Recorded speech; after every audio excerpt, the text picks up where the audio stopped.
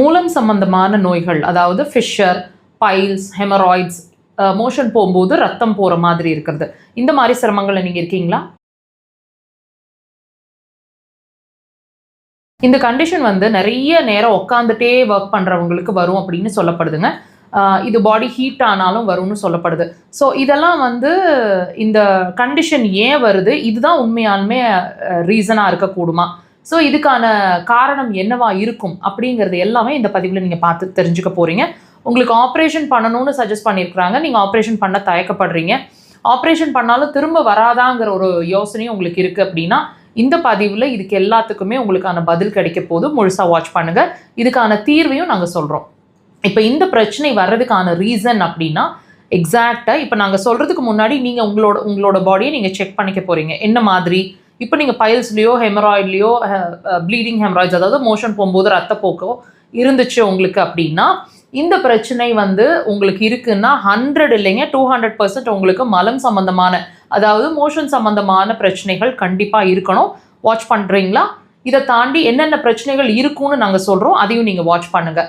Motion வந்து time இல்லாமல் போயிட்டுருக்கும், ரொம்ப இறுக்கமாக, அதாவது கான்ஸ்டிபேஷன், எக்ஸ்ட்ரீம் கான்ஸ்டிபேஷன் கண்டிஷன் இருப்பீங்க, அல்லது ஒரு நாளைக்கு 2-3 தடவை மோஷன் போகிற மாதிரி இருக்கும், டைம் இல்லாமல் மோஷன் போகிற மாதிரி இருக்கும், சாப்பிட்டோன்னு மோஷன் போயிட்டுருப்பீங்க, காலை எழுந்து எத்தனை மணிக்கு எந்திரிச்சாலும் முதல் வேலை மோஷன் போகிறதா தான் இருக்கும். ஈவன் 2 மணிக்கு எந்திரிச்சாலும் சரி, 1 மணிக்கு எந்திரிச்சாலும் சரி, அல்லது 8 மணிக்கு எந்திரிச்சாலும் சரி, முதல் வேலை மோஷன் போகிறதா தான் இருக்கும். இந்த மாதிரி கண்டிஷன்ஸில் கண்டிப்பாக நீங்கள் இருப்பீங்க.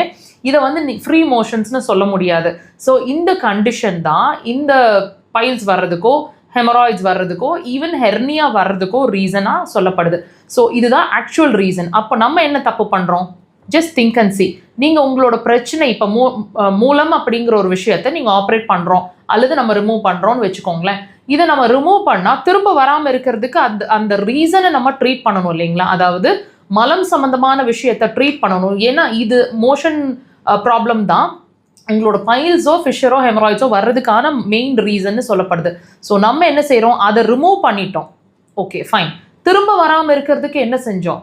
எதுவுமே செய்யலை. ஏன்னா ரீசனே அப்படி தான், ரூட் காஸே அப்படியே தான் இருக்குது. ஸோ ரூட் காஸை ட்ரீட் பண்ணாத வரைக்கும் இது வந்து, அதாவது நம்ம என்ன எதிர்பார்க்குறோமோ அது நடக்க போகிறது இல்லை. ஸோ ஒவ்வொரு தடவையும் நீங்கள் ட்ரீட்மெண்ட்டுங்கிற ஒரு விஷயம் எந்த வியாதிக்கு நீங்கள் எடுக்கிறீங்க அப்படின்னாலும், நம்ம தலை வலிக்கிறது, முழங்கால் வலிக்கிறது, வாட் எவர் உங்கள் உடம்பு உங்களுக்கு என்ன சொல்லுதோ அதுக்கு ட்ரீட்மெண்ட் எடுக்க ட்ரை பண்ணாதீங்க. அதுதான் நம்ம ஃபெயிலியருக்கான ரீசன் அல்லது வாழ்நாள் ஃபுல்லாக கண்ட்ரோலிங் ப்ராசஸ்க்கான ரீசன். பிரச்சனை எங்கே இருக்குது, அதுக்கான தீர்வு நம்ம உடம்புக்குள்ளே வேற ஒரு பக்கம் இருக்குது. அதை ட்ரீட் பண்ண ட்ரை பண்ணுங்கள். அக்குபஞ்சர் அதுக்கு சிறந்த தீர்வாக இருக்கும். உங்கள் பிரச்சனையை பொறுத்த வரைக்கும்